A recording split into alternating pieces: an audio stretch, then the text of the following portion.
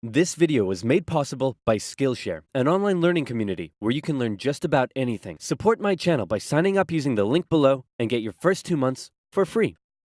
For anyone who thinks recent US history has never been as crazy as it is right now, allow me to present to you the 1960s, extreme cultural division, major political assassinations, and the closest the world has ever come to nuclear apocalypse. Shocked by the CIA's intrusive methods for putting down socialism in Latin America, a certain Fidel Castro met with a certain Che Guevara in a bar in Mexico City, and the two of them decided they should grow some awesome beards and overthrow the Cuban government, which is exactly what they did. Cuba had been America's summer playground, and America didn't like seeing a communist regime being set up in its own backyard. So the US immediately began training up Cuban exiles to invade Cuba and overthrow Castro. However, as the day of the operation came closer, Kennedy wanted to conceal any US involvement in the plan, so he massively scaled back American air support, and as a result, the Bay of Pigs invasion was a humiliating defeat for America. But Castro felt there was still an impending US threat to his regime. Meanwhile, in the Soviet Union, Khrushchev had a lot of medium-range nuclear missiles that couldn't reach America, but they could if they were positioned, say, on an exotic Caribbean island off the coast of Florida. Hey, I'm a communist who hates America. You're a communist who hates America. You know what that means? We should fall in love. I was just gonna suggest you set your missiles up in Cuba. Oh, no, you're right. That's a better idea. Be still, my beating heart. On October 14th, 1962, a U-2 spy plane over Cuba noticed something strange. Sir, you need to look at this photograph. You're right. That's the cutest dog I've ever seen. Sir, I was referring more to the Soviet missiles. America freaked out as they realized what was going on. They were completely vulnerable, and they had to act fast. They knew that airstrikes or an invasion of Cuba would likely mean nuclear war with the Soviet Union, so Kennedy came up with another idea: a blockade. The US Navy announced it would stop and search any Soviet ships heading to Cuba, and would sink any that did not comply. In response, the Soviet put its military into full combat readiness. The US did the same, and began drawing up plans for an attack on Cuba. Things were escalating fast, and both superpowers were getting ready for World War III. Emergency communications between the two sides broke down as Khrushchev rejected Kennedy's demands for the missiles to be removed, and for the first time in history, US Strategic Air Command moved to DEFCON 2. DEFCON 1 means nuclear war. The Soviets shot down a U-2 spy plane over Cuba. A Soviet nuclear submarine in the Caribbean mistakenly believed war had already broken out, and two of the senior officers gave the go-ahead to fire its nuclear torpedo. Thankfully, the third senior officer, this beautiful man, refused to authorize the decision.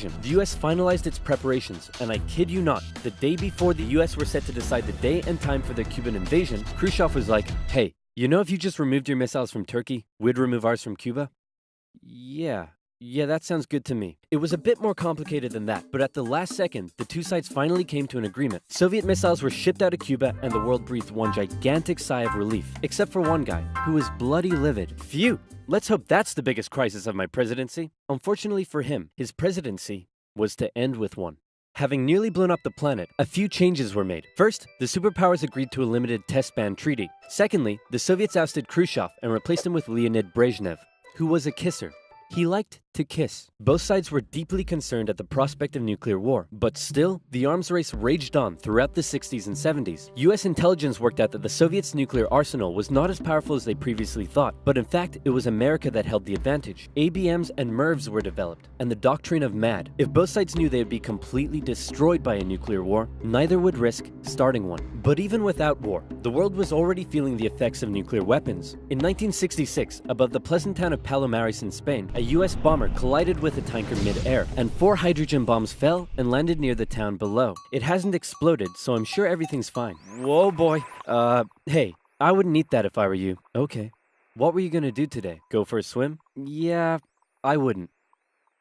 Are you breathing right now? Yeah, I wouldn't. It took the Americans 2.5 months to find one of the bombs, which had gone missing in the ocean. This was the 14th time America had lost a nuclear bomb since 1950. Nobody knows how many bombs the Soviet Union lost. So sleep well tonight.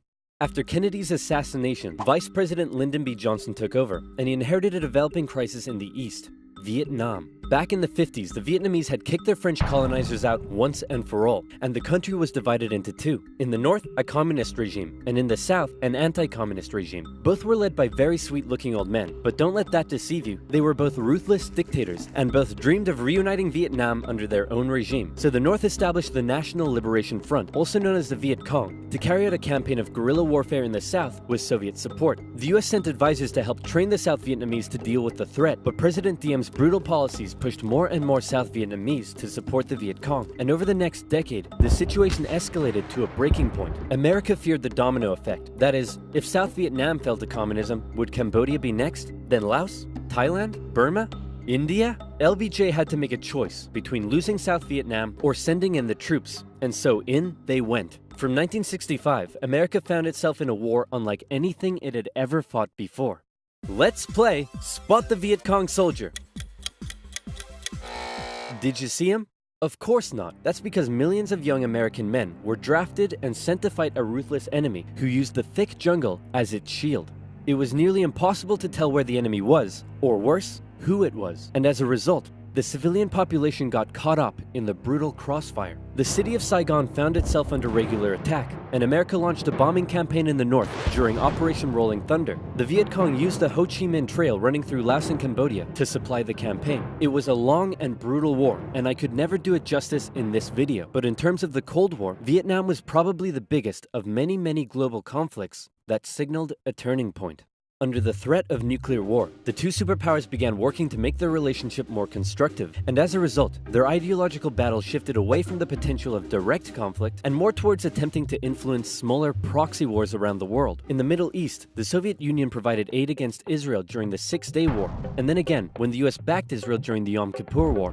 In Africa, the Angolan Civil War saw US-supported South Africans fighting Soviet-supported Cubans. In the conflict between Somalia and Ethiopia, the superpowers interestingly switched sides as regimes changed, and the US continued fighting the spread of communism in its own backyard, funding the famous Contra groups to fight the socialist junta in Nicaragua. These proxy wars were fierce enough to begin with, but superpower intervention amplified the destruction and created alarming levels of human suffering throughout the Third World. And in Vietnam, that human suffering was all being broadcast back home via good old television. Going into the late 60s, America was a changing nation. This became this. This became this. And this became this. The new slogan that was taking root: make love, not war. The majority of Americans did not approve of Johnson's handling of the Vietnam War, and in 1968, a silent majority elected law and order candidate Richard Nixon. As the Vietnam War appeared to be increasingly unwinnable, and public opinion turning increasingly sour, Nixon made the decision to begin bringing the troops home, and ended US involvement in Vietnam by 1973. 2 years later, the South fell. The Cold War was now taking its toll on both superpowers. In Russia, a huge percentage of the budget was still going to the military. People were still hungry, and they just didn't have access to the same lifestyle and goods as the West. And what did they have to show for it? They weren't even winning the space race anymore. Both sides needed to reduce spending in order to rescue their economies, and so both welcomed with open arms an easing of hostilities, otherwise known as détente. To improve relations, Nixon became the first US president to visit Moscow in 1972, and Brezhnev returned the gesture a year later. A number of treaties were signed, including the 1972 SALT Agreement that limited nuclear weapons. Relations with China were even improving via ping-pong diplomacy when the US table tennis team went on a tour of the People's Republic. However, internally, China was still pushing anti-capitalist propaganda, which led to some mixed messages. Nixon even visited China in 1972, and it was a barrel of laughs. Today, the president walks among priceless treasures from China's golden age. Among them, a pair of ear stoppers used by the emperor to keep from hearing criticism. You put the stopper into his ears so that he couldn't hear the criticism. Give me a pair of them. 他是不是给我一对啊？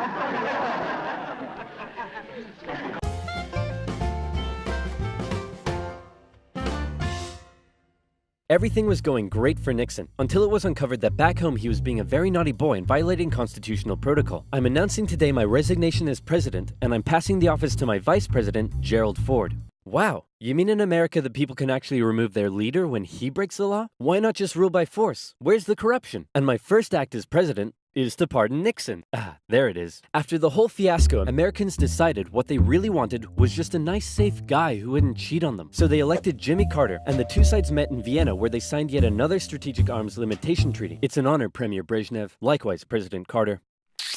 Please don't do that. But that's not to say there was no longer any tension between the two sides, because there was. Heaps of it. Once again, the Soviet Union put down further attempts at reform and rebellion in the Eastern Bloc. The Euro missile crisis saw new and improved classes of intermediate-range missiles being deployed in Europe. In 1979, the Soviets thought it would be a good idea if they had their own Vietnam and invaded Afghanistan to prevent a US-sponsored Islamic insurgency. And in response to these various crises, Olympic Games were boycotted. Conservatives were concerned that US policy had become too soft, and in 1980, they decided they wanted a president who would be tough on communism, so they elected Ronald Reagan. And Reagan came in guns blazing. Concerned at the Soviet Union's human rights violations, he made a speech calling them an evil empire. And he also wanted to renew the arms race using technological advances in computing and lasers. He came up with the Space Defense Initiative, also known as Star Wars, which was basically a big defensive anti-nuke shield around the country. But a lot of people thought it was a pretty dumb idea. The Soviet Union perceived this shift in rhetoric as the USA getting ready for war, and they were feeling especially threatened as their relationship with their communist ally China had broken down. Relations took a big hit in 1983 when the Soviets shot down a Korean airliner that had strayed into their airspace, and it looked like the world was going right back to mid-20th century Cold War tension. But then Brezhnev got really old and died, and was replaced by this guy who was really old and died, and was replaced by this guy who was really old and died, and he was replaced by Mikhail Gorbachev. Coming into office in 1985, he was the real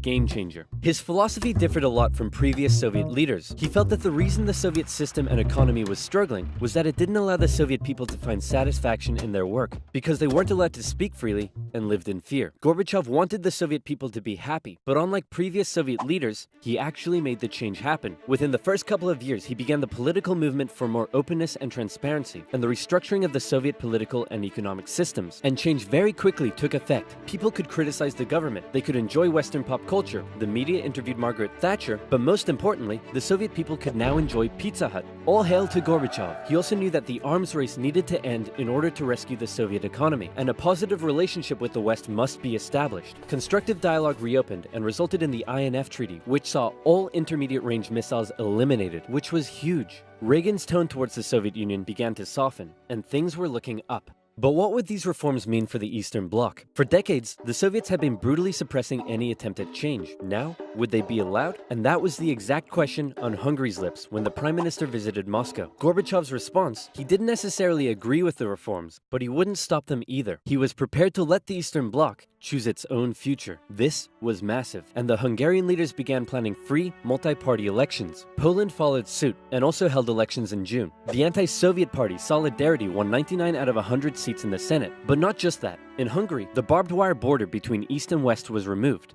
The Iron Curtain was unraveling. But not all Eastern Bloc leaders were happy. Notably, East Germany was still ruled by a hardline Stalinist, Erich Honecker, and many East Germans were still eager to get out. They had been trapped by the Berlin Wall, but now they were doing the math. If they could travel to Hungary, and Hungary's border with the West was loosening, could they now make it to the West? That summer, East Germans decided Hungary was the latest top holiday destination. They traveled there in droves, and using various methods, tens of thousands crossed the border into Austria and the West. Honecker was furious and blocked travel to Hungary, but that civil liberties train had started rolling and it wasn't stopping. Thousands more flocked to the West German embassy in Prague, where they stormed the fence around the embassy gardens and a temporary refugee camp was set up. In September, deals were struck to allow the refugees to travel west via train. Back in East Germany, the people were running on a civil liberties high, and they wanted their next hit. Dissent was growing. Over time, demonstrations turned to mass protest, with plainclothes secret police officers doing their best to put down the dissent, but it had grown well out of their control. And worse, the biggest demonstration was yet to come. We're gonna put all of this down by force. Right, guys? Guys? Unfortunately, everyone had realized what he had not. This was bigger than them, and the entire East German Politburo voted him out of power. On November 4th, over 500,000 East Germans took to the streets of East Berlin. For many, there was still one big target left in their sights: that damn wall. The pressure on the East German government was too great, and on November 9th, they made a bit of a chaotic announcement that the travel ban between East and West was being lifted. The change wasn't meant to take effect until the next day, and crossing guards still had orders to shoot on sight any who tried to cross. But that night, huge crowds gathered at the crossing points, and the guards were overwhelmed. In an astronomically historic moment, after decades of family separation and travel restriction, the people were allowed to pass through. East and West Berliners couldn't believe it and celebrated together throughout the night. Some even climbed the wall and began to topple it. The Iron Curtain had fallen, and a year later, Germany would be reunited. Elections in Bulgaria, a peaceful revolution in Czechoslovakia, and a violent one in Romania brought to an end communist authority in the Eastern Bloc. America decided it would be best if it just stayed away and let the change happen, as the anti-communist movement continued all the way back to Moscow. Gorbachev had given the people the freedom to demonstrate. Now, they demonstrated for an end to the communist single-party rule, and Gorbachev had to give in. For the first time in history, elections were held in which candidates not officially endorsed by the party were allowed to run. Ambitious rival of Gorbachev, Boris Yeltsin, led a growing democratic movement. Now things here get quite confusing, and the dissolution of the Soviet Union is a complicated topic, so believe me, this is oversimplified, but it went a little bit like this. The Soviet Union was made up of a number of smaller Soviet republics, the largest of which was Russia. Yeltsin got himself elected the president of Russia, and began a struggle for sovereignty against Gorbachev and the Greater Soviet Union. Communist hardliners were horrified at what Gorbachev was allowing, so they briefly kidnapped him and tried to set up their own emergency government. But Yeltsin and his supporters all gathered around the White House in Moscow and were like, no, we have a tank. So the hardliners had to concede and released Gorbachev. Wow, thanks Boris. That was a close one. No problem. And thanks to you for all the great freedom you've given us. Anytime, pal. And just to inform you, I've used that freedom you've given us to go behind your back and make a deal with Ukraine and Belarus to dissolve the Soviet Union and set up the Russian Federation. In other words, you're no longer in charge. I am. Dude. So uncool. And so decades of tension and the everlasting threat of nuclear war finally came to an end as democratic governments were established in many of the old Soviet republics, and the world got along together forever after. Right, guys? Hey, this modern art thing is growing on me. Where can I learn to do that? Skillshare. Skillshare is an online learning community with classes in design, technology, business, and more. Learn how to code your own games and apps. Learn a musical instrument. Learn how to animate videos like mine. Learn Japanese. Premium membership gives you unlimited access to all of these classes and more. And better yet, everything is taught by genuine experts working in their field. Skillshare is also more affordable than other learning platforms, with an annual subscription being less than $10 a month. What's that? You wish you had an exclusive deal just for oversimplified viewers? Well, wish no more, my friend. The first 500 people to use this link, which can be found in the description below, will get their first 2 months for absolutely free. Plus, you'll be supporting my channel and keeping these videos coming. So be sure to use the link in the description box below and learn something new today.